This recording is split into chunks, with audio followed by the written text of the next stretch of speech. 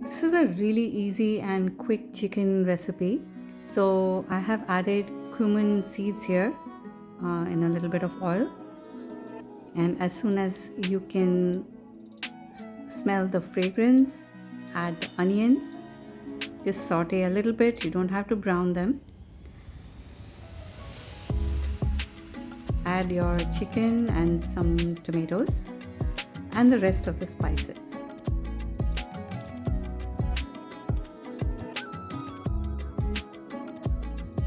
Mix it up a little bit.